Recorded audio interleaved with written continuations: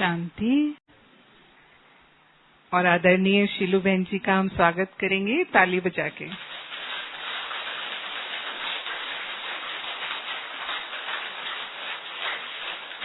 बैठे। आप वरिष्ठ राजयोग शिक्षिका हैं, एजुकेशन विंग के आप वाइस चेयरपर्सन हैं और राजयोग शिविर जो अपने यहाँ मधुबन में होते हैं 1976 से आप राजयोग शिविरों का संचालन करते हैं, उसके निर्देशिका हैं। पांचों ही महाद्वीपों में 75 से भी अधिक देशों में आपने यात्रा की है और यहाँ जब विदेशी भाई बहनें आते हैं तो उनकी पालना के आप विशेष निमित्त हैं। उनके कार्यक्रमों का भी आप आयोजन करते हैं। जो भी अपने टीवी चैनल्स में कार्यक्रम चलते हैं या अब तक वर्षों से चलते आए हैं, सोनी टीवी, जी टीवी, आस्था संस्कार में, उसमें आप मुख्य वक्ता रहे। वर्षों तक आपके ही प्रवचन नियमित रूप से प्रसारित होते रहे और अभी पीस ऑफ माइंड चैनल, उसमें भी आप सुनते हैं। कोई ना कोई कार्यक्रम आपके प्रसारित होते हैं। विशेषकर मुरली जो है वो शीलू बहन जी ही सुनाते हैं पीस ऑफ माइंड में। बॉम्बे से आप ज्ञान में निकले, आपने बीएससी किया। 1969 में आपने अपना ये जीवन ईश्वरीय सेवाओं में समर्पित किया। पहले साउथ में ही अनेक स्थानों पर आपने सेवा की, फिर विदेश में अफ्रीका मॉरिशस में 2 साल आप रहे, वहां सेंटर स्थापित किया और 1976 में जब यहाँ शिविरों के लिए टीचर की आवश्यकता हुई तब से आप मधुबन में ही रह करके अपनी सेवाएं देते हैं।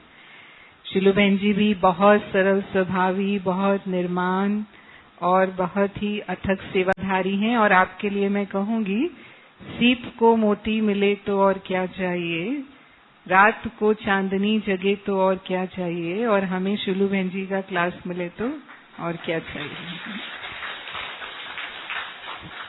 तो विषय है निश्चय बुद्धि विजयंती और संशय बुद्धि विनश्यंती। एक कहावत है, फेथ कैन शेक माउंटेन्स। अगर निश्चय है तो आप पर्वत को भी हिला सकते हैं, इतनी ताकत है निश्चय में। तो कैसे निश्चय से विजय होती है उस पर हमें स्पष्ट करेंगे। ओम शांति, ओम शांति, ओम शांति। आज की मुरली सभी ने ध्यान से सुनी होगी। आज की मुरली से ही यह विषय लिया है। वैसे तो गीता में जो महावाक्य है वो है, विनाश काले विपरीत बुद्धि विनश्यन्ति और विनाश काले प्रीत बुद्धि विजयंती। तो विनाश काल के समय जो परमात्मा में निश्चय रखता है, उनकी हर बोल में निश्चय रखता है, हर आज्ञा में निश्चय रखता है, उसकी निश्चित विजय है। पर जो संशय उठाता है उसका विनाश है। अगर हम गीता देखें, गीता का सार ही यही है। अर्जुन को भगवान में निश्चय था, इसलिए अर्जुन ने भगवान को ही चुना, और दुर्योधन को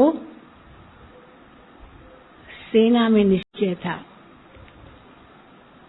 भगवान में निश्चय नहीं था,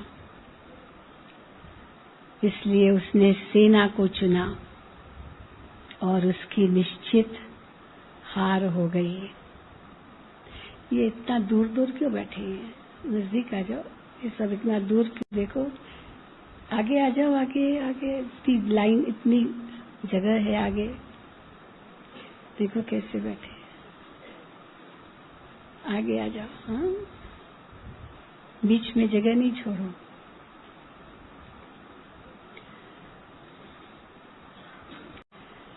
तो अगर हम गीता देखें, गीता का सार यही निश्चय और संशय में है।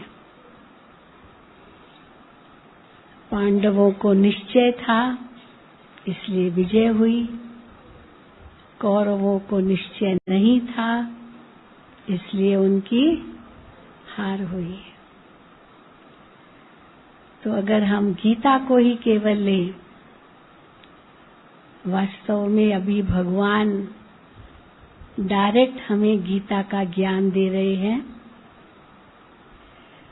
तो उसके आधार से हम देखें और गीता से मिलाएं।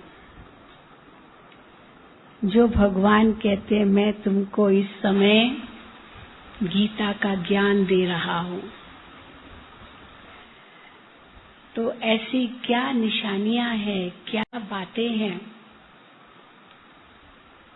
जिसके आधार से हम कह सकते हैं कि ये वही गीता का ज्ञान जो 5000 साल पहले भगवान ने दिया था, वो आज फिर से दे रहे हैं। तो मुख्यतः गीता के अंदर ऐसी कौन सी बातें हैं? सबसे पहली बात, जब युद्ध का मैदान चारों ओर था, युद्ध के लिए सब ललकार कर रहे थे,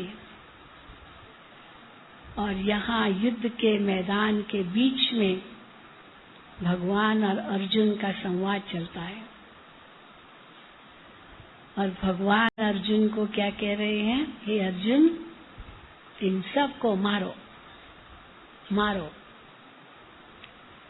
अब आदेश तो मिला, लेकिन क्या विघ्न आ गया? क्यों नहीं युद्ध शुरू हुआ? क्योंकि अर्जुन को थोड़ा संशय उत्पन्न हुआ।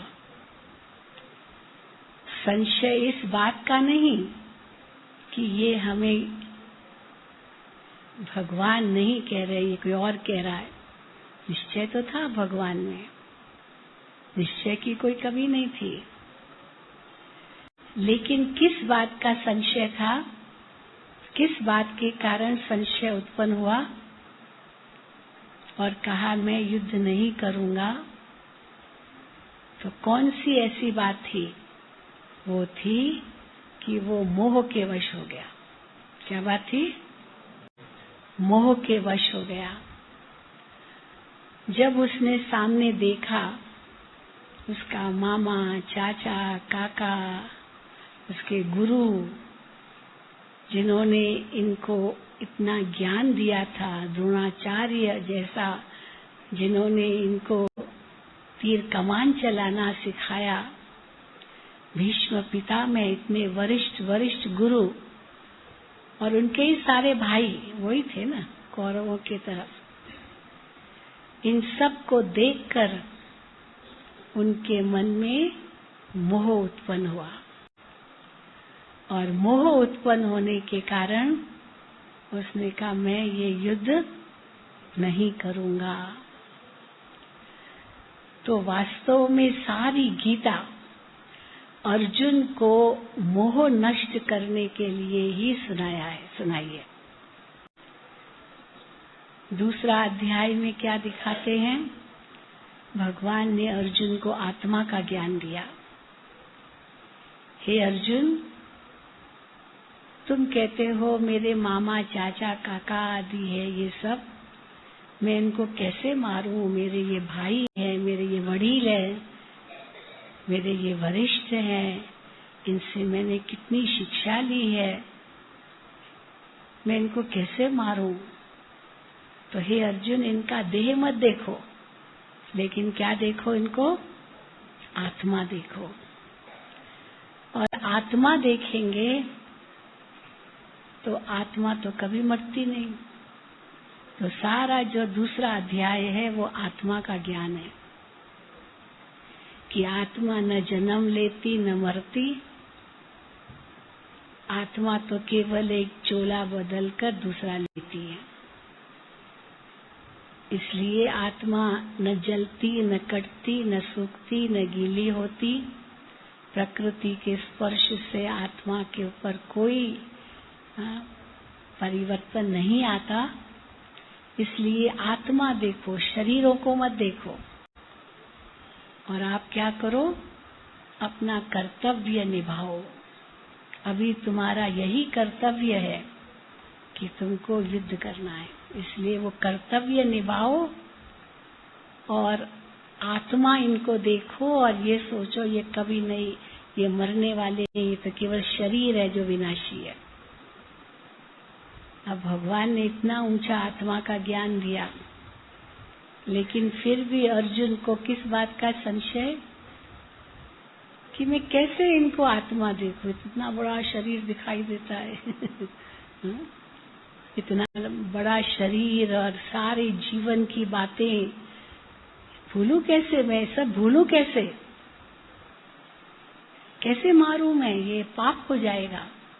भगवान ऐसा पाप मैं नहीं कर सकता हूँ। वो तो भगवान भी कहता है, लेकिन मैं ये पाप होगा, उसको ज्यादा अपना ज्ञान का अभिमान आ गया। तो एक और मोह और दूसरी ओर क्या आ गया, अभिमान, अपनी विद्वता का अभिमान कि ऐसे किसी की हत्या करना ये तो पाप है। तो भगवान कोई ज्ञान देने लगा, ये तो पाप है, कैसे करूँगा। ये अपने आप कोई मर जाए तो और बात है, मैं कैसे मारूंगा, ये तो बहुत बड़ा पाप होगा। अब भगवान कहते करो और ये भगवान को ज्ञान देना शुरू कर देता है।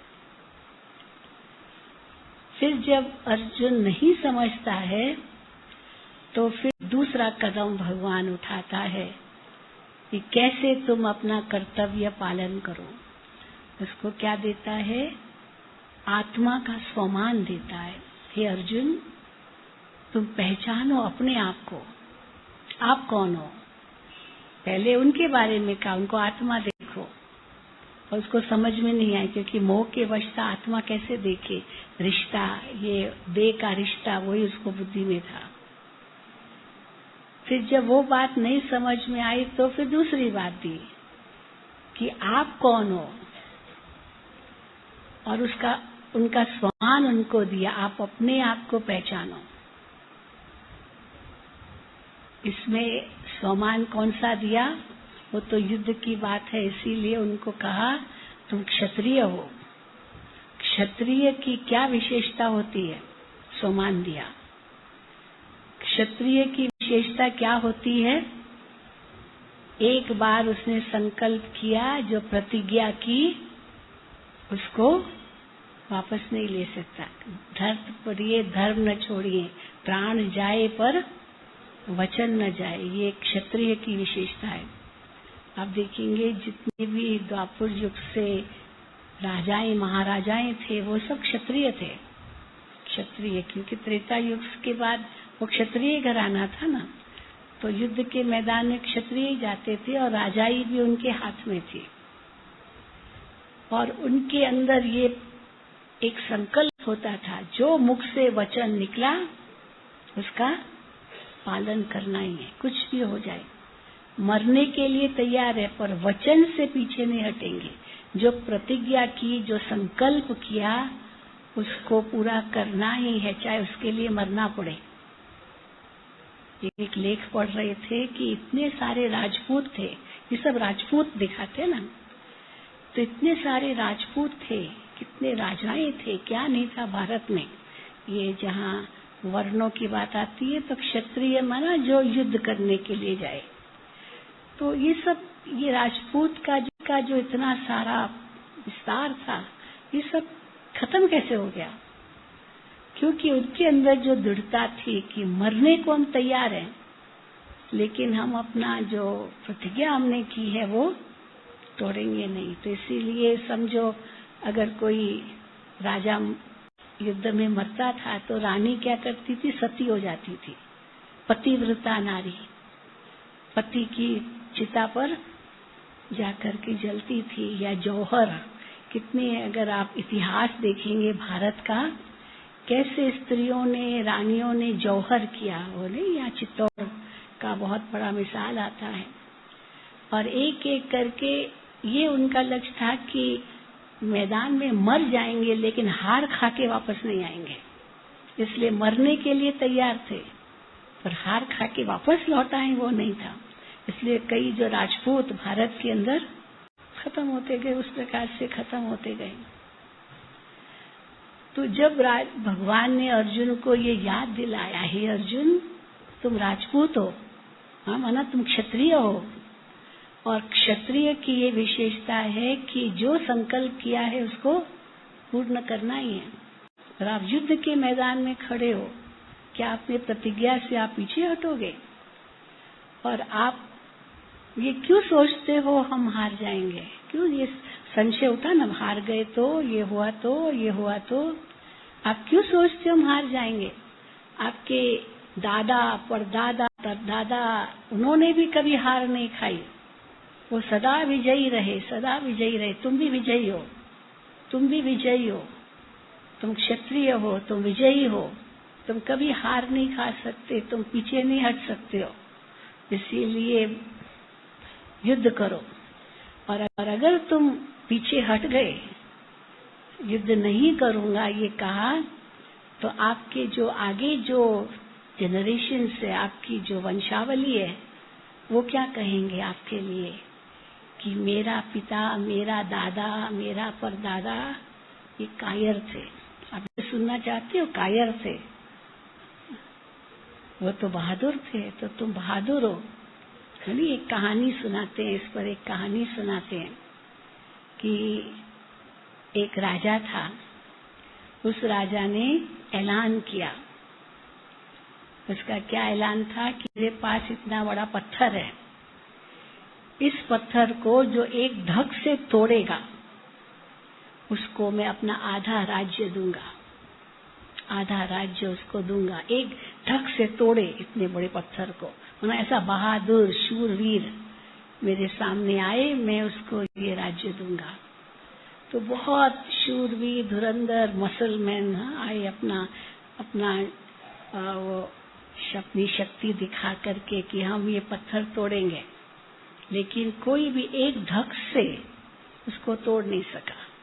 बहुत मजबूत था, कितने भी वो मजबूत थे तो भी नहीं। एक धक से 10 धक तक लगाए तो चलो हो सकता, लेकिन एक ही धक से तो नहीं हुआ। फिर आखिर क्या हुआ? एक दुबला पतला व्यक्ति आया, एक दुबला पतला व्यक्ति आया। उसने कहा मैं तोड़ूंगा, लेकिन मेरे आगे मैं भी एक शर्त रखूंगा, और वो शर्त क्या होगी कि मेरे कान में कोई कुछ कहेगा, तोड़ूंगा मैं। अब वो दुबला पतला, एकदम दुबला पतला था। तोड़ूंगा मैं, लेकिन वो दूसरा व्यक्ति मेरे कान में कुछ कहेगा, अगर आपको ऐतराज न हो तो मैं तोड़ के दिखाऊंगा। अब राजा तो हंसने लगा, ये क्या तोड़ेगा, ताकत तो है नहीं। हाँ, कहाँ तो यह थोड़ा भी उठाए, यही बहुत बड़ी बात है, तोड़ना तो दूर की बात, ये क्या कर सकेगा। उसने कहा ठीक है, हाँ, भले तुम्हारे कान में कुछ कहे, हमको कोई एतराज नहीं, तोड़ना तुमको है। अब वो उस व्यक्ति ने उसके कान में कुछ कहा, वो कहता गया कहता गया कहता गया, और ये इस व्यक्ति को ताकत आती गई, शक्ति आती गई, शक्ति आती गई, आती गई, आती गई, इतनी आती गई, सचमुच उसने एक ठक से तोड़ दिया। अभी अंदर की ताकत आ गई, बाहर तो ताकत नहीं थी, वो इतनी ताकत आ गई जो वो पत्थर तोड़ दिया। सारे हैरान हो गए कि इसमें ताकत तो थी नहीं, कैसे तोड़ा इसने। तब राजा ने उससे पूछा कि पहले ये तो बताओ, इसने आपको कहा क्या? मंत्र, कुछ मंत्र आपके कान में डाला? क्योंकि मंत्र में शक्ति है, ऐसे मानते हैं, इसलिए कान में डालते हैं, है ना, कान में कहते हैं, किसी को सुनाना नहीं, क्योंकि अगर सुनाओगे तो उसकी शक्ति कम हो जाएगी, यहाँ तक कहते हैं। तो इसने आपके कान में क्या कहा वो हमें बताओ, जो आपके लिए वो शक्ति का आधार बन गया। तो उसने कहा मुझे कुछ नहीं कहा, इतना ही कहा कि आप राजपूत हो, आप राजपूत कभी हार नहीं खा सकते हो, आप विजयी हो, आप विजयी हो, तुम्हारे पिता विजयी थे, तुम्हारे दादा विजयी थे, याद करो तुम्हारे परदादा विजयी थे, वो विजयी थे, वो विजयी थे, तुम विजयी हो, तुम विजयी हो, तुम विजयी। बस यही सुनता गया, सुनता गया, सुनता गया। तो क्या हुआ? हाँ जी, उसको ताकत आ गई। शरीर में ताकत नहीं थी, लेकिन कहाँ से ताकत आई? वो कौन सी ताकत थी? वो आत्मा की ताकत थी, मन की ताकत थी, आंतरिक ताकत थी, और उसने तोड़ दिया। तो कहने का भाव है, देखो हम लोग भी, बाबा हमें याद दिलाते हैं, बच्चे अपना स्वमान याद करो, तुम कौन हो, तुम कौन हो। इतने सारे बाबा टाइटल्स देते हैं। टाइटल्स क्या है ये सब? ये स्वमान क्या है? ये आत्मा के अंदर शक्ति भरने के लिए विधि है। कोई बच्चा बहुत कमजोर हो और उस कमजोर बच्चे को कहो नहीं नहीं तुम तो बहुत शक्तिशाली हो, तुम्हें बहुत ताकत है, तुम्हें बहुत ताकत है, वो नहीं होगी ना तो भी अंदर से महसूस होगी। और कोई ताकत वाला हो और उसको कहो तुम्हारी शक्ल तो देखो, आज बहुत उदास लग रहे हो, आज बहुत कमजोर लग रहे हो, है ताकत वाला, लेकिन उसको खाली बोलो आज बहुत कमजोर दिखाई दे रहे हो, आज आप बहुत बीमार दिखाई दे रहे हो, आज आपका मुंह बहुत पीला पीला है, क्या बात है, क्या हुआ, कोई बुखार है, क्या है? अब उसको कुछ भी नहीं है, पर क्योंकि लोगों ने कहा ना, वो कहते कहते कहते क्या हो गया? हाँ, इस पर एक जोक भी सुनाते हैं कि कुछ वो जो ऑफिस के जो भी काम करने वाले थे, उन्होंने अपने बॉस को थोड़ा मजा चखाना था, तो सब ने मिल करके क्या किया, एक तरकीब रची कि जैसे ही बॉस आएगा, क्योंकि जैसे ही बॉस आता था ना, एक एक पर गुस्सा करता था, तुमने ये क्यों किया, ये क्यों किया, ये क्यों किया, बस गुस्सा करते करते सबको डांट डांट करके अंदर जाता था। तो सब मिल करके कहा आज हम इनको मजा चखाएंगे। तो जैसे अंदर आया, चपरासी से शुरू हो गया, जो प्यून था, सब आज आप ठीक नहीं है, कि क्यों ठीक हो, बिल्कुल ठीक हो, बिल्कुल याद ही। फिर जैसे अंदर गया तो दूसरे ने कुछ कहा, तीसरे ने कुछ कहा, ठीक हूँ ठीक हूँ ठीक हूँ। तो पांचवें छठे तक आए, सब ने अपने अपने जो उनको सिखाया गया था वो कहते गए। आखिर जब 10-12 नंबर तक आ गया, आखिर अपने ऑफिस में जाकर के मैं तो आज बहुत क्या हो गया आज मैं तो बीमार हो गया। और हुआ कुछ भी नहीं, ये सब मजा चखाना था उस बॉस को, नहीं तो वो रोज डांटता था, सबको डांट लगाता था, लेकिन सबने उसको एक लेसन सिखाया कि इतना अभिमान तुम करते हो, हम भी कम नहीं है यानी कहने का भाव है कि अगर स्वमान है तो शक्ति आती है, और अगर उसको उसकी कमियां बताते गए, कमजोरी बताते गए, तो धीरे धीरे धीरे वो अंदर की शक्ति खत्म हो जाती है। तो बाबा हम बच्चों को कितना, हर मुरली में देखो कितना प्यार देते हैं, कितना प्यार देते हैं। एक बार बाबा ने पूछा कि बाबा पहले प्यार का सागर है या ये पहले ज्ञान का सागर है? पहले क्या है? प्यार का सागर है, ज्ञान का सागर तो बाद में है। हमारे यज्ञ की शुरुआत कैसे हुई? प्यार से हुई।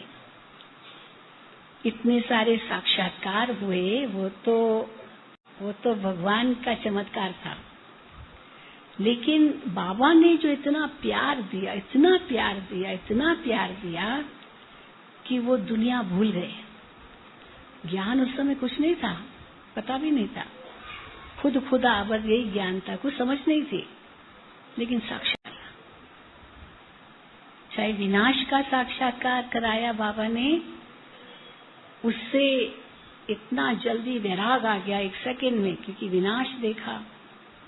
चाहे स्वर्ग का साक्षात्कार कराया बाबा ने, तो उससे उस दुनिया की लगन लग गई कि बस अभी गए हम नई दुनिया में जाएंगे।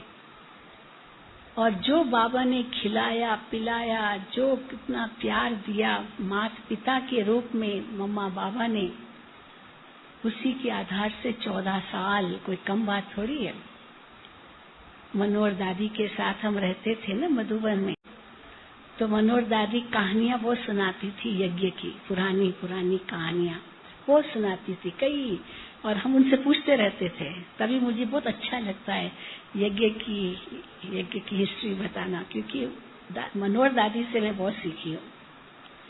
तो मनोहर दादी से मैं पूछती रहती थी। एक बार मैंने पूछा, दादी 14 साल आपने क्या किया? क्या किया 14 साल?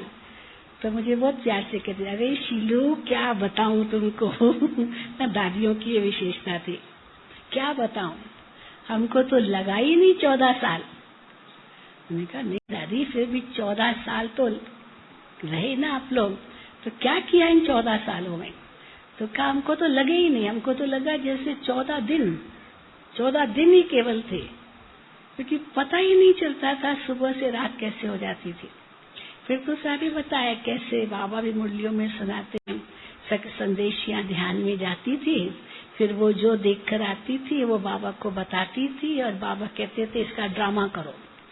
तो धर्मराज की सजाएं कैसे होती है, स्वर्ग कैसा होता है, राजाई कैसे होती है, खाते कैसे, मतलब क्या खाते, वो सारा स्वर्ग का दृश्य वो सब आकर के ड्रामा करती थी। तो ऐसे ही हमारे 14 साल बीत गए, 14 साल ऐसे ही बीत गए। खैर वो बात तो अलग है, लेकिन इतना प्यार बाबा ने दिया, ज्ञान तो बाद में था। तो भगवान आकर के हमको इतना स्वमान देते हैं, हर मुरली में देखो सारा प्यार ही। इसलिए बाबा कहते हैं ना, हर मुरली जैसे 3 पेज 4 पेज का लव लेटर है, ये लव लेटर है, भगवान का प्यार का एक पत्र। 3 रूप से बाबा वो प्यार दर्शाते हैं। सबसे पहला प्यार क्या कैसे होता है, जैसे माँ बाप अपने बच्चों का सम्मान बढ़ाते हैं ना, तुम बहुत होशियार हो, तुम तो बहुत कुछ कर सकते हो, तुम्हारे अंदर ये ताकत है, ये कर सकते, ये प्यार है। भले उस बच्चे में नहीं भी होगा ना, तो भी माँ बाप अगर उसको कहेंगे तो क्या होता है, वो अंदर की शक्ति है। अगर माँ बाप बच्चे को कहे तुम बहुत कमजोर हो, तुम तो नालायक हो, तुम तो कभी सुधरेंगे नहीं, तुम कभी नहीं ऐसे करेंगे, तो क्या होगा, ठीक है मैं सही हूँ। हमारे वो अब्दुल कलाम जी आज जब यहाँ आए थे तो उन्होंने एक प्रसंग सुनाया था कि बचपन में मेरे पिता से मैंने क्या सीखा। मेरे जीवन में 2 ऐसे व्यक्ति थे जो मेरे अभी तक प्रेरणा के स्रोत है। वो एक मेरे पिता थे और दूसरा मेरा प्राइमरी स्कूल टीचर। तो उसने एक मिसाल दिया कि एक बार हम दोनों छोटे थे, मैं और मेरी कजिन सिस्टर थी, तो हम लोग खेल रहे थे, बच्चे थे दोनों, एक उम्र के थे। तो पेड़ पर लटक रहे थे, पेड़ पर ना ऐसे हाथ पकड़ के नहीं बच्चे लटकते हैं और खेलते हैं, तो वैसे पेड़ को पकड़ करके लटक रहे थे। तो क्या हुआ कि जो मेरी कजिन सिस्टर थी उसने बताया, उनकी माँ आई, अरे ये क्या कर रहे हो, तुम गिर जाओगी, तुम गिर जाओगी, गिर जाओगी।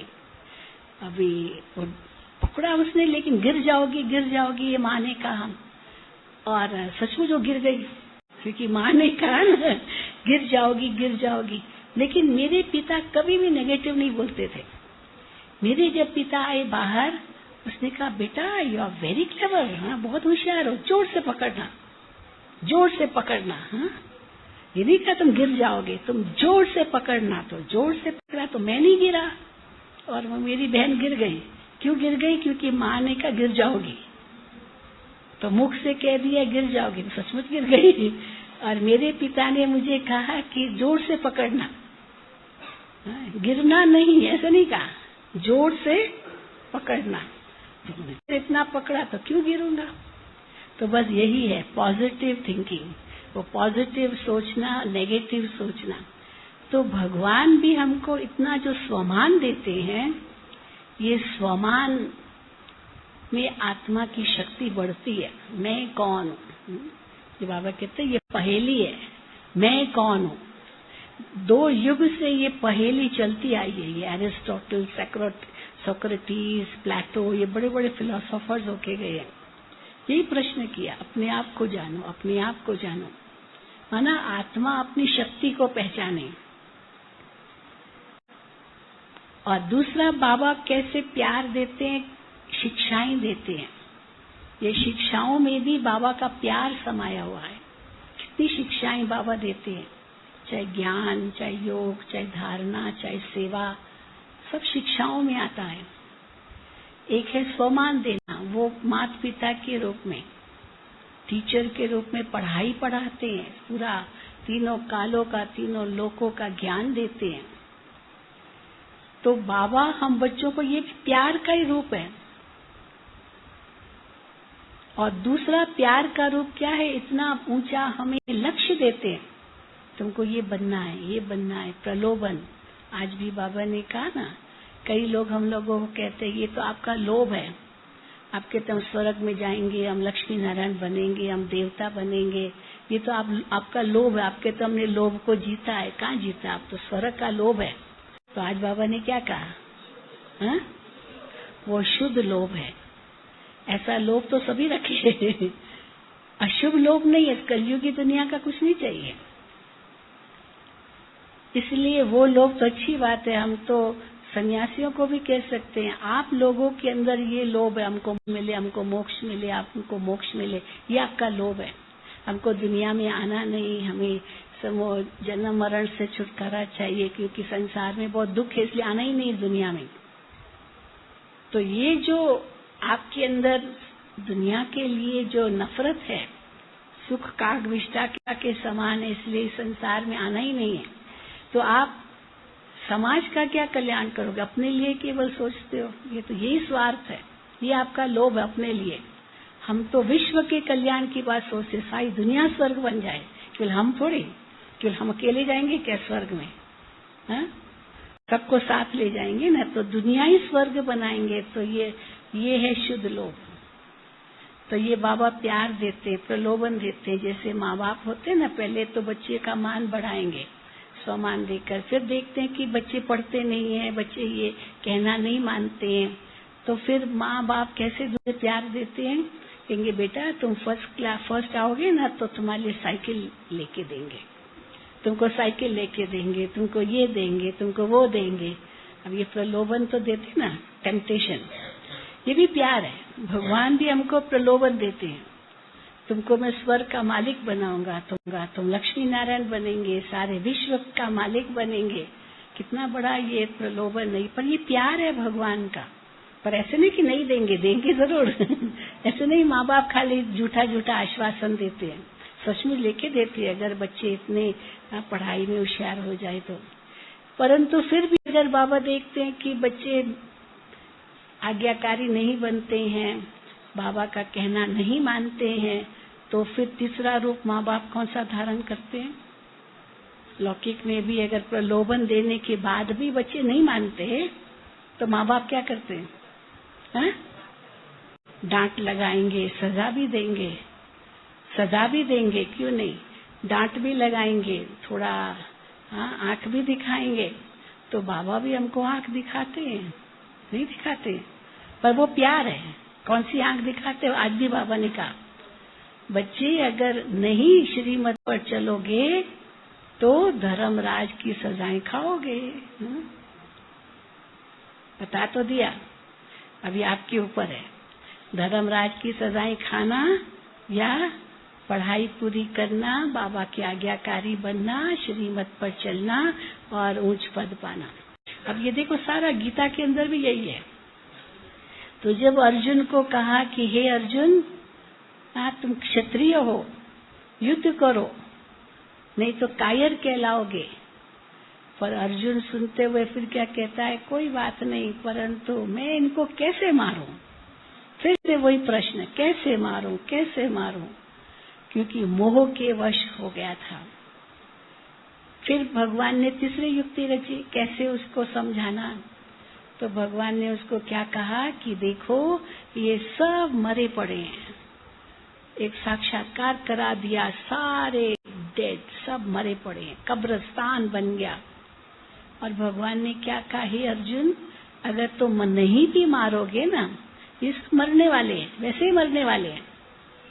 देखो ये सब मरे पड़े हैं, इनको ऐसे ही मरा हुआ देखो, इनकी मौत निश्चित है। आपको केवल निमित्त बन करके युद्ध करना है, बस निमित्त। इनकी मौत तो होनी है, ये निश्चित ही है, उसमें वो मत सोचो ये मरेंगे, ये मरेंगे, इनकी मौत आनी है। तो भगवान भी हमको क्या कहते हैं, बच्चे ये सब क्या देखो, हाँ? बाबा की हर मुरली में आता है ना, ये सब कब्रिस्तान बनने वाला है, सब मरने वाले हैं, सबकी मौत निश्चित है, अभी बच्चे घर चलना है। तो जबकि सबकी मौत निश्चित ही है तो पहले से मोह हटा लो, इसमें क्या है। जब जैसे पता चलता ना कोई व्यक्ति बिल्कुल मरनासन है, होपलेस केस, कोई डॉक्टर उसको ठीक नहीं कर सकता है, बस अभी 8 दिन का मेहमान, 2 दिन का मेहमान, 1 दिन का मेहमान, तो धीरे धीरे क्या होता है उनके रिश्तेदारों में? क्या होता है? मोह हटता जाता है, मोह हटता जाता है, न्यारे होते जाते हैं। बस अभी बाकी थोड़ा समय है, आत्मा अभी निकलेगी, डॉक्टरों ने जवाब दे दिया है। तो धीरे धीरे मोह हटाना पड़ता है ना, कि नहीं? कि और बढ़ाएगी मोह, क्या करेंगे? हाँ, मोह हटाना पड़ता है, नहीं तो बहुत दुख होगा। इसलिए पता है जाना है। तो बाबा भी हर मुरली के अंदर, बच्चे ये सब मरे पड़े हैं, सब देखो सब मर चुके हैं। अब ये अर्जुन को भगवान ने यही कहा, लेकिन हुआ क्या कि इससे अर्जुन को और दुख हो गया कि ये मरे पड़े हैं, परंतु मेरे कारण होगा और मैं निमित्त बनूंगा, मैं निमित्त बनूंगा, मेरे कारण ये मरेंगे, मुझे ऐसा पाप नहीं करना। फिर से वही बात, और ही ज्यादा दुख हो गया कि मेरे कारण ये सब, ये कब्रिस्तान बनने वाला है। तो बिल्कुल मानने को तैयार नहीं। फिर आगे फिर चौथा क्या किया भगवान ने? अर्जुन को कहा, हे अर्जुन देखो, ये युद्ध स्थल में तुम्हारी अगर विजय होगी तो तुम स्वर्ग के मालिक बनोगे, और अगर हार भी होगी तो भी आप स्वर्ग में जाओगे। इसीलिए ये युद्ध में स्वर्ग में जाने के लिए ये मार्ग है। इसलिए इस युद्ध में तुम जीतोगे तो स्वर्ग के मालिक बनोगे, हारोगे तो भी स्वर्ग में जाओगे, इसीलिए तुम युद्ध करो। तो अर्जुन कहता है, मुझे ऐसा स्वर्ग चाहिए ही नहीं। हाँ, मुझे ऐसा स्वर्ग चाहिए ही नहीं। क्या करूंगा स्वर्ग में राज्य करके? इन सबको मार करके स्वर्ग में क्या राज्य करूंगा? इसलिए मुझे ऐसा स्वर्ग चाहिए ही नहीं। ये देखो कैसे सारा कारण जो संशय उत्पन्न हुआ, उसका मुख्य कारण क्या था? मोह, मोह। और फिर जब अर्जुन ने नहीं समझा, तब भगवान ने क्या किया? उसको विराट रूप का साक्षात्कार कराया, ज्योति का साक्षात्कार कराया, जो कुछ वो साक्षात्कार उसको कराया, और अर्जुन को उस प्रकार से समझाया कि ये तुमको कौन कह रहा है, क्योंकि वो तो कृष्ण को ही देख रहा था, साधारण रूप को देख रहा था, और साधारण रूप माना मनुष्य रूप को देख रहा था। इसलिए उसके मन में संशय उत्पन्न हुआ, सोचा मेरा मित्र है, भले भगवान है, तो इतना ज्ञान तो था नहीं ना। और जब उसको साक्षात्कार कराया, देखा कैसे सब मच्छरों सदृश उनके मुंह में जा रहे हैं, और इतना विराट रूप, इतने सब देवी देवताएं, और वो शक्ति का रूप, इतना हजारों सूर्यों से तेजोमय, जो जो अनुभव उसने किया, वो जो साक्षात्कार हुआ, उस साक्षात्कार से उसको महसूस हुआ, ये मुझे कौन कह रहा है, ये कौन कह रहा है? मेरा मित्र नहीं कह रहा है, कोई साधारण नहीं कह रहा है। कौन कह रहा है? स्वयं भगवान कह रहा है। और जब ये उसको समझ आ गई कि ये स्वयं भगवान मुझे कह रहा है, और उस वक्त निश्चय इतना बैठा जो तुरंत भगवान के आगे सरेंडर हुआ, हे भगवान, अब मेरा मोह नष्ट हुआ है, मुझे स्मृति आ गई है, अब आप जो कहोगे मैं करूंगा। और बस युद्ध चालू हुआ। ये सारी समय की बात है। तो भगवान हमें यही कहते हैं, बच्चे इन सबको मरा हुआ देखो, इतना निश्चय है, ये कौन कह रहा है? ये कौन कह रहा है कि मैं तुमको स्वर्ग बनाऊंगा? ये कौन कह रहा है कि मैं तुमको घर ले जाने आया हूँ, वापस ले जाने आया हूँ? मैं महाकाल हूँ, कालों का काल हूँ। वहाँ तो एक काल आता है, एक को ले जाएगा। मैं तो महाकाल हूँ। महाकाल क्या करूँगा? सबको ले जाऊंगा, किसी को नहीं छोड़ूंगा, किसी को भी नहीं छोड़ूंगा। लेकिन फिर बाबा अपने बच्चों को कितना प्यार भी देते, नहीं बच्चे फिर तुमको मैं स्वर्ग का मालिक बनाऊंगा, तुम्हारे लिए सफाई करवा रहा हूँ, इस सृष्टि की सफाई। मैं जादूगर भी हूँ। जादूगर क्या करता है? जादूगर कैसा होता है? हाँ, जादूगरी क्या होती है? कोई एक चीज को बदल के दूसरी चीज बना देना। वहाँ फूल है, वो फूल को ऐसे ऐसे करके कबूतर बना देना। अंदर में कुछ डाला, रुमाल डाला और वो रुमाल से कबूतर निकल आया, बना बदल देता है। तो हाथ की सफाई, लेकिन उसके अंदर परिवर्तन करने की शक्ति है, जादूगर कहते हैं। तो भगवान कितना बड़ा जादूगर है, क्या करता है? क्या जादूगरी करता है? सारी नरक की सृष्टि को बदलकर स्वर्ग बनाता है। कितनी बड़ी जादूगरी है। और बाबा कहते तुम बच्चे पावन बनते हो, तो पावन बनते हो तो तुम्हारे लिए पावन दुनिया में बनाता हूँ। कभी कोई मनुष्य के वाक्य नहीं हो सकते ऐसे। और फिर उसके लिए कहा मुझे याद करो, मेरे साथ सर्व संबंध जोड़ो, तुमको मेरे पास आना है। तो जहाँ जाना होता है उनको याद करना होता है। तो भगवान, एक तो खुद में विश्वास निश्चय, दूसरा बाबा में निश्चय, ड्रामा में निश्चय, परिवार में निश्चय, ये तो 4 निश्चय हम बताते हैं। और उस निश्चय के अंतर्गत थोड़ा भी संशय हुआ, उसमें कमजोरी हमारी अपनी होती है, दूसरे की नहीं होती है। क्योंकि हम लोग ब्लेम गेम खेलना बहुत अच्छी तरह जानते हैं। एक होता है ना, है मेरी कमजोरी, लेकिन मैं क्या कहूंगी, इसके कारण मैंने किया, इसके कारण किया।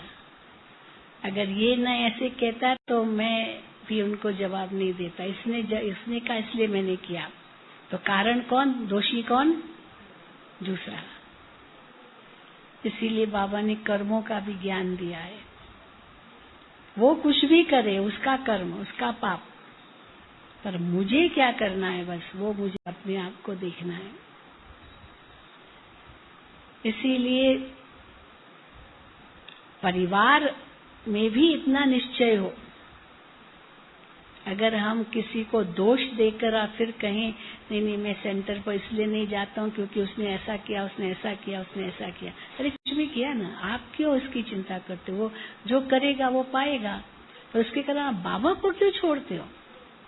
इसलिए मैं सेंटर पर नहीं जाता हूँ क्योंकि परिवार में दोष देखा। और इसलिए बाबा कहते हैं किसी को मत देखो। अगर देखो तो क्या देखो, यही तो परिवार स्वर्ग में जाएगा। जिन्होंने बाबा को पहचाना है वही तो स्वर्ग में जाएंगे। उनको ही तो बाबा इतना पावन बना रहा है। माताओं को देख के बाबा को कितनी खुशी होती है। ये माताएं जो दुनिया के आगे बिल्कुल अनपढ़, एकदम शिक्षित, एकदम जिसको पुरुष लोगों ने कहा मेरे बाएं पैर की वो क्या क्या बोलते हैं, एकदम हील, लास्ट पार्ट शरीर का वो है, इतना नीचे गिराया और भगवान उनको कितना ऊंचा उठाते हैं। तो भगवान आकर के इस समय 3 कार्य करते हैं, 3 मुख्य कार्य जो कोई इंसान नहीं कर सकता, और उसके लिए सारा ये ज्ञान हमें देते हैं। 3 कार्य कौन से करते हैं? सबसे पहला कार्य है कि शिव बाबा आकर के धर्म की स्थापना करते हैं। धर्म, जो सत धर्म, सतयुग का धर्म, देवी देवता धर्म जो प्राय लोप हो चुका है। प्राय लोप माना, प्राय माना लगभग, नियरली। तो प्राय लोप माना केवल निशानियां हैं, चित्र हैं, मूर्तियां हैं, लेकिन वो धर्म नहीं है। देवी देवताओं का धर्म नहीं है, केवल यादगार है बस। वो जो धर्म नहीं है वो स्थापन कर रहे हैं। इतना बड़ा निश्चय। और वो कैसे स्थापन कर रहे हैं? धर्म की स्थापना किस आधार पर होती है? कोई भी धर्म जब स्थापन होता है ना, तो उस स्थापना का आधार जो होता है वो पवित्रता होती है। जितने भी धर्म पिताएं आए, उन सब ने पवित्रता के आधार पर ही अपने धर्म की स्थापना की। इसीलिए बाबा कहते हैं वो धर्म स्थापक की जो आत्मा है वो ऊपर से आती है। क्योंकि हम जितने भी धर्म स्थापक देखते हैं क्राइस्ट को छोड़कर, चाहे गुरु नानक देख लो, वो शादीशुदा था, उसको बच्चे थे। मोहम्मद शादीशुदा था, पता नहीं कितनी पत्नियां थी, यहाँ तक भी दिखाते कितने बच्चे थे उनके। लेकिन वो नई आत्मा आई, उनके तन में प्रविष्ट हुई और ज्ञान दिया। बुद्ध, महावीर, ये सब शादीशुदा थे ना। तो महात्मा बुद्ध की तो मिसाल देते ना, पत्नी यशोदा, उनको छोड़ दिया। राजकुमार था बुद्ध, तो गृहस्थी तो था ना, बाल बच्चे थे, बच्चा था उनको, तो जरूर द्वापर युग में माना विकारी तो बना होगा ना। तो जितने भी धर्म पिताएं आए, वो जो जिस तन में प्रवेश किया उसकी आत्मा कोई पावन नहीं थी, लेकिन जिसने प्रवेश किया वो आत्मा पावन थी और उसने धर्म स्थापन किया।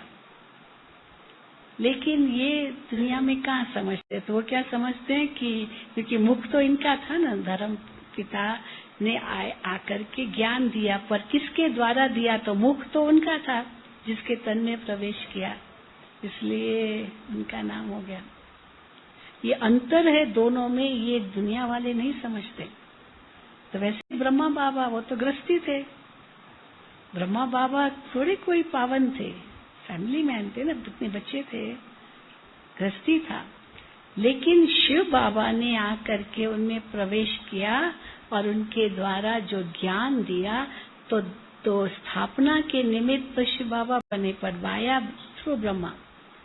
और क्या कहा? बच्चे पवित्र बनो, योगी बनो, और सबको आदेश दिया। ऐसे नहीं कि खाली ब्रह्मा को आदेश दिया, सबको दिया। ऐसे नहीं सबको दिया और बाबा को नहीं दिया, ब्रह्मा बाबा को भी दिया। इसलिए जब शुरू में यज्ञ की स्थापना हुई और शिव बाबा ने सबको आदेश दिया पवित्र बनो, योगी बनो, तो विरोध हुआ ना। क्यों विरोध हुआ? क्योंकि उनको पता ही नहीं कि पवित्रता के आधार से ही सब धर्म की स्थापना होगी। और जब बाबा को कहते थे, ब्रह्मा बाबा को, कि ऐसा कैसा आदेश दे दिया सबको, छोटे छोटे बच्चों को भी, तो ब्रह्मा बाबा ने क्या कहा उस समय? ये मैंने नहीं दिया है, ये मेरी शक्ति नहीं है, ये मैंने नहीं कहा, मैं भी तो गृहस्थी था,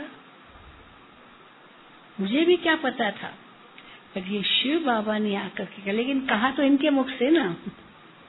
तो लोगों ने क्या समझा कि इनको कहा, और इनको कहा कि आप तो बूढ़े हो गए, आप अगर अभी पवित्र बनेंगे, योगी बनेंगे, कोई बड़ी बात नहीं, पर ये छोटी छोटी बच्चियां जिन्होंने दुनिया नहीं देखी, इनको आप क्यों कहते हो पवित्र बनो, योगी बनो? तो बाबा कहते थे, बच्चे ये मैंने नहीं कहा, और जिसने कहा उसने मुझे भी कहा, मैं भी तो संसारी था ना, और उसने मुझे कहा, और मैंने अपने अंदर में वे प्रतिज्ञा की कि मुझे पवित्र बनना है, योगी बनना है। और साथ में मेरे द्वारा इनको भी कहा। कई बार बाबा मुरली में कहते हैं, शिव बाबा बच्चों के लिए आते हैं, ये ब्रह्मा बीच में सुन लेता है। बाबा सुनाते हैं जो बच्चे हैं, पर इनके द्वारा सुनाते हैं तो ये सुन लेता है। और कभी बाबा कहते इनको सुनाता हूँ, फिर ये औरों को सुनाते हैं, दोनों बातें। कभी बाबा मुरली में जब वेद मुरली चलाते तो बाबा मना एकदम नजदीक जाए, नजदीक जाए, नजदीक जाए, तो बाबा ने एक मुरली में कह दिया, जब बाबा दृष्टि देते हैं, हाँ वतन से आए और दृष्टि देते हैं, तो सबसे पहले दृष्टि कहाँ जाती है? हाँ, आगे वालों पर या पीछे वालों पर? तो इतना आगे आए, आगे आए, आगे आए, आगे आए, दृष्टि ले, दृष्टि ले, लेकिन पीछे वालों पर पहले दृष्टि जाती है। माना ये बच्चों को का इशारा दिया कि आगे आए, आगे आए, ये मत सोचो। एक मुरली में बाबा ने कहा कि बाबा की दृष्टि सब बच्चों पर पड़ती है, कोई ऐसा बच्चा न सोचे कि बाबा की दृष्टि मेरे पर नहीं पड़ी। और यहाँ तक का बाबा उस ओम शांति भवन में बाबा की मुरली चल रही थी, तो बाबा ने उस समय क्या कहा कि जो बच्ची आखिर में बैठी है, लास्ट जो कुर्सी पर, बाबा की दृष्टि उस पर भी पड़ी। और सचमुच आपको मैं बताऊं, वो बहन से मैंने पूछा जो लास्ट में बैठी थी, कहती है मैं उस समय वही सोच रही थी कि बाबा दृष्टि तो दे रहे, पता नहीं मेरे को दृष्टि देंगे या नहीं देंगे। बाबा की दृष्टि मुझ पर पड़ेगी या नहीं पड़ेगी। अभी तो चलो नीचे शांतिवन में बड़ी स्क्रीन है तो फिर भी पता चलता, लेकिन ओम शांति भवन में इतना हॉल और कोई ऐसे, चलो छोटे छोटे वो सीसीटीवी थी, लेकिन कोई इतना तो नहीं था जो पूरा स्पष्ट देख सके, वो रूप तो नहीं था। लेकिन वो उस समय वही सोच रही थी, और बाबा ने उसी समय मुरली में कहा कि बाबा की दृष्टि सब बच्चों पर पड़ रही है। तो कहने का भाव है कि बाबा का इतना हम बच्चों को प्यार मिलता है, और उस प्यार के आधार से जो पवित्रता भी कही ना, सब ने प्यार से स्वीकार कर लिया, आगे पीछे कुछ नहीं सोचा। भगवान ने मुझे कहा, इतना भी कोई वो निश्चय भी नहीं था। ब्रह्मा बाबा को ही सब समझते थे, शिव बाबा आते ये भी तो ब्रह्मा बाबा को भी संदेशियों ने सुनाया, क्योंकि बाबा तो गीता सुनाते थे, और गीता सुनाते थे, गीता हाथ में होती थी, बाबा तो रोज पढ़ते थे, वैसे भी पढ़ते थे। तो देखा कि सब आ रहे हैं, तो बाबा ने 500 गीताएं गोरखपुर से मंगाई थी। गोरखपुर में गीता प्रेस है, बहुत बड़ी प्रेस है, तो वहाँ पर गीताएं छपती है, तो वहाँ से मंगाई ताकि एक को गीता का पुस्तक दे सके और हर एक पढ़ सके, और बाबा भी पढ़ते थे।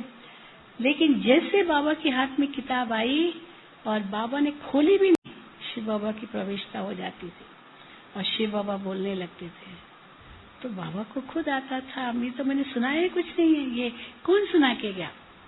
अब ये था उस समय। तो कैसे बाबा ने स्थापना का कार्य किया, धर्म की स्थापना पवित्रता के बल से, और एक धक से पवित्रता इतना सहज हो गई जो बात मत पूछो, क्योंकि बाबा परमात्मा की शक्ति थी। फिर दूसरा बाबा क्या स्थापन करते हैं, दूसरी चीज क्या स्थापन करते हैं, धर्म के साथ राज्य। जो बाबा कहते हैं दैवी स्वराज्य आपका जन्म सिद्ध अधिकार है। जो इस समय राज्य है ही नहीं, भारत में राजा है ही नहीं ना, प्रजा का प्रजा पर राज्य है। हमारे मोदी जी को कितना सहन करना पड़ रहा है, बेचारा कुछ सोचता भी ये करूं, उनको करने नहीं देते ऑपोजिशन। राजा होता तो थोड़ी कोई ऐसे करता, बस राजा का एक हुक्म चला, सब उसको मानेंगे। लेकिन अभी तो प्रजा का प्रजा पर राज्य है। वो एक कहावत है, प्रजा का प्रजा पर राज्य के पंचायती राज जिसको कहते हैं। तो पंचों ने कोई बात कही और वो बात अनाउंस हुई, तो पंचों की बात माथे पर करना हमको परनाला वहीं का वहीं बहेगा। पंचों की बात माथे पर, जो पंचों ने कहा ठीक है हमने सुन लिया, पर करना हमको वही है जो हम चाहते हैं, उनके कहने पर नहीं चलना है। कि भाई अभियान कहते ये करो, अब हर एक अपने आप जब तक नहीं करेंगे तब तक सरकार कुछ भी कहेगी, जरूर है कि मानेंगे, नहीं मानेंगे, क्योंकि राजा तो है नहीं कोई। और अगर समझो पुलिस भी आए तो पुलिस भी कोई कम नहीं है, हाँ, वो अपने जेब में डाल देंगे। एक बार मैंने किसी को कहा कि देखो पुण्य कर्म किसको कहा जाता है, या ट्रस्टी किसको कहा जाता है, कि वो दान का पैसा है, हमको उसको अपने लिए यूज नहीं करना है, ट्रस्टी बनकर रहना है, सेवा के लिए सेवा। और दूसरा कहा जाता है नेकी कर दरिया में डाल, नेक काम करो लेकिन पूछो नहीं, सोचो नहीं ये मैंने किया मुझे इसका फल मिलना चाहिए, ये मिलना चाहिए। नेकी कर दरिया में डाल। लेकिन कलयुगी दुनिया में नेकी तो इतनी होती है, सरकार से पैसा तो बहुत मिलता है, तो कितना सेवा में लगाते हैं, पहले कहते थे नेकी कर दरिया में डाल, भूल जाओ, सेवा करो और भूल जाओ। फिर धीरे धीरे ये कहावत बदलती गई, नेकी करो और कुएं में डालो, कुएं में डाल, कुआं होता है ना, अब सागर की भेंट में कुआं तो बहुत छोटा है। फिर तीसरी, फिर ये भी कहावत बदलती गई, नेकी कर खड्डे में डाल, खड्डा ही बहुत है उसके लिए। हाँ? तो किसी ने मुझे कहा बहन जी आजकल ये भी कहावत बदल गई है। मैंने कहा क्या? नेकी कर जेब में डाल। समझ गए? नेकी कर और जेब में डाल। इतनी नेकी करो और 90% अपनी जेब में, तो कैसे समाज की सेवा होगी? हो ही नहीं सकती ना। अपना स्वार्थ, देश बाद में, पहले अपना मैं। और बाबा हम बच्चों को क्या सिखाते हैं? हाँ, इसलिए बाबा को मुरली में कहना पड़ता है, शिव बाबा नहीं रखते, बाबा को महल नहीं बनानी है। बाबा तो, ब्रह्मा बाबा भी झोपड़ी में रहते थे, पुराने मकान में रहे, इतने मकान बन गए। बाबा को कहा बाबा आप ये जो मकान बना ना, ये वाला, इसको हवाई महल कहते हैं, तो ये जब मकान बना, बाबा तो पुराने में ही रहे, तो बाबा को कहा बाबा आप यहाँ पर कमरा लो। बाबा ने कहा नहीं बच्चे, ये बच्चों के लिए, बच्चों की कमाई है, बच्चे अपने लिए मकान बनाते हैं, बच्चे आके रहेंगे, ये बाप नहीं दे सकता है। बाबा को वो पुरानी झोपड़ी पसंद है। ये तो बाबा के अव्यक्त होने के बाद इसको तो रिनोवेट किया, नहीं तो वो तो बहुत छोटा था।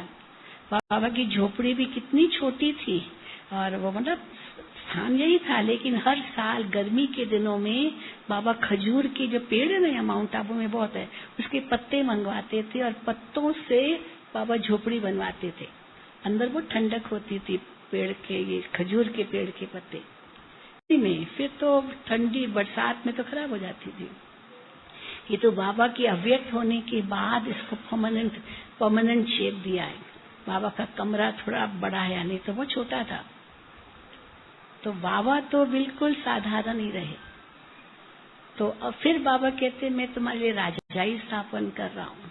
तो राजाई के लिए क्या चाहिए? धर्म के लिए तो पवित्रता चाहिए। तो राजाई के लिए क्या चाहिए? हाँ, राजाई के लिए क्या चाहिए जी? प्रजा चाहिए। क्या चाहिए? राजाई के लिए यानी देश, जैसे अभी भारत स्वतंत्र बना, एक अपना राज्य अपने हाथ में आया, तो राज्य स्थापन करने के लिए कॉन्स्टिट्यूशन चाहिए, मर्यादाएं, नियम, डिसिप्लिन, है ना। सारा कॉन्स्टिट्यूशन बना ना, संविधान बना, भारत का संविधान बना कि ये जो राज्य भारत का है ये किस संविधान के अंतर्गत चलेगा, क्या क्या इसमें कानून होंगे, धर्मनिरपेक्ष बनेगा। हाँ, ये होगा। अभी जैसे पाकिस्तान बन गया, भाई वो तो धर्म के नाम पर बना, तो इसलिए वो मुस्लिम, लेकिन ये धर्मनिरपेक्ष बना, हिंदू नहीं, जो सब धर्मों को समान अधिकार है। और उस हिसाब से सारे नियम बने, जो भी कॉन्स्टिट्यूशन में या संविधान भी आते हैं। तो जब भी नया राज्य बनता है तो उसका संविधान बनता है, कानून बनते हैं, और उन्हीं कानूनों पर चलना पड़ता है। तो भगवान भी हमको जो नियम देते हैं, सुबह से लेकर रात्रि तक के नियम, मर्यादाएं, उठो तो कैसे उठो, खाओ तो क्या खाओ, सो तो कैसे सो, पहनो तो, हर एक के लिए नियम और मर्यादा, हर एक चीज के लिए। ये जो नियम मर्यादाएं, यही हमारे संस्कार बन जाएंगे सतयुग के लिए।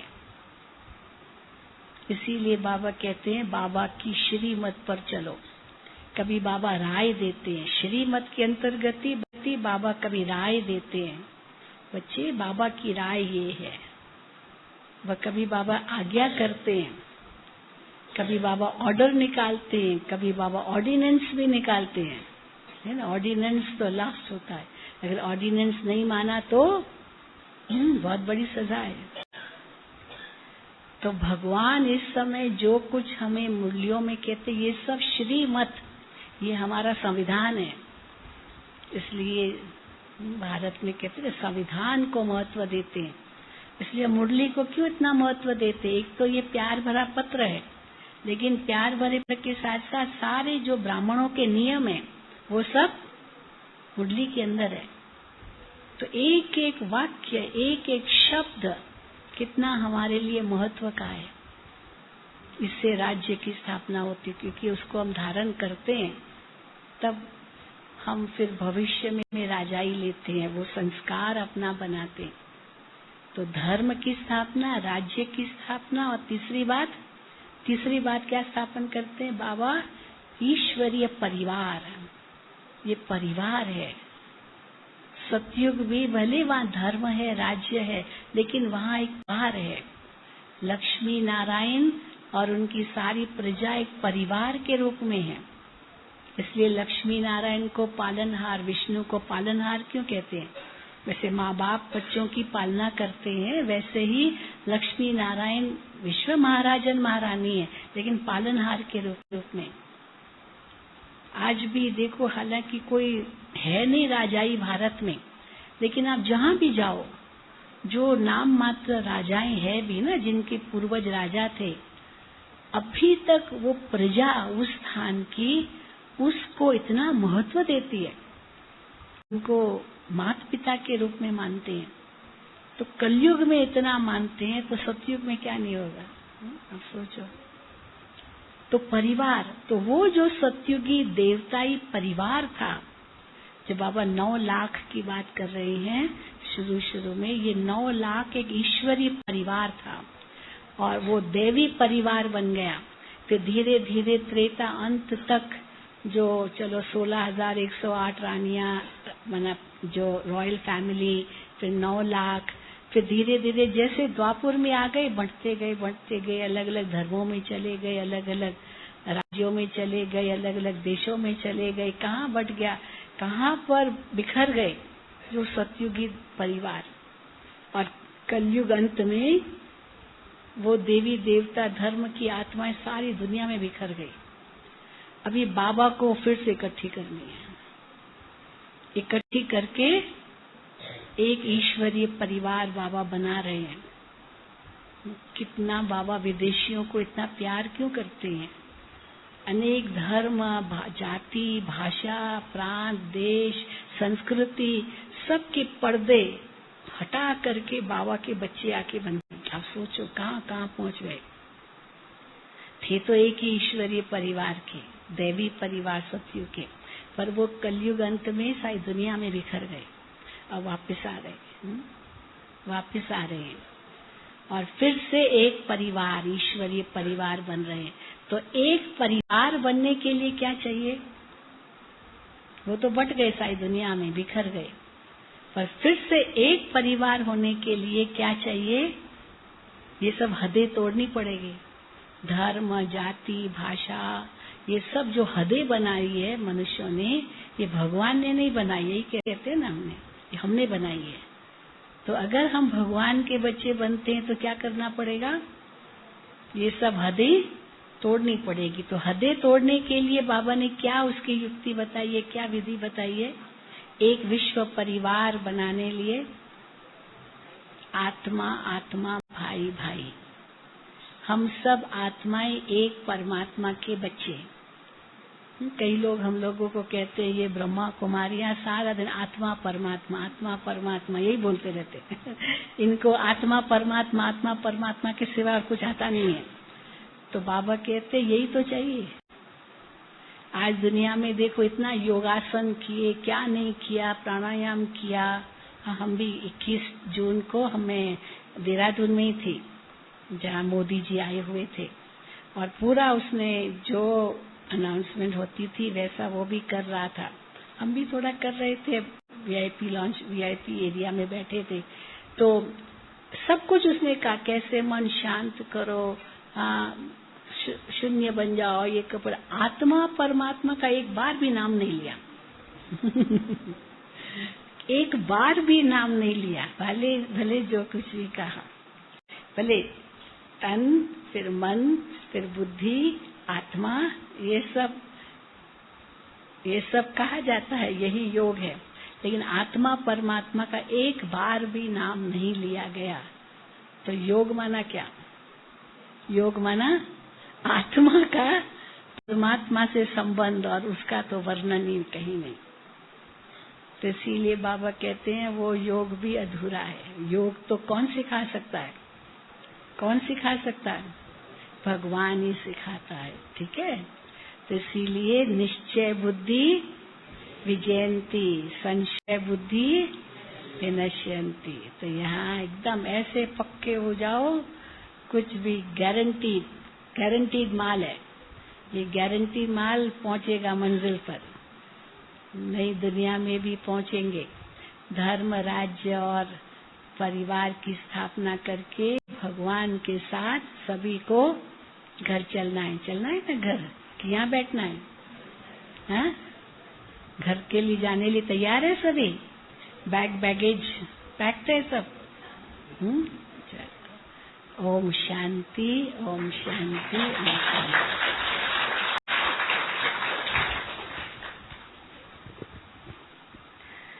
बहुत बहुत धन्यवाद शिलू बहन जी, आपने बहुत सुंदर रीति से अपने अनुभवों से स्पष्ट किया कैसे निश्चय बुद्धि विजयंती है।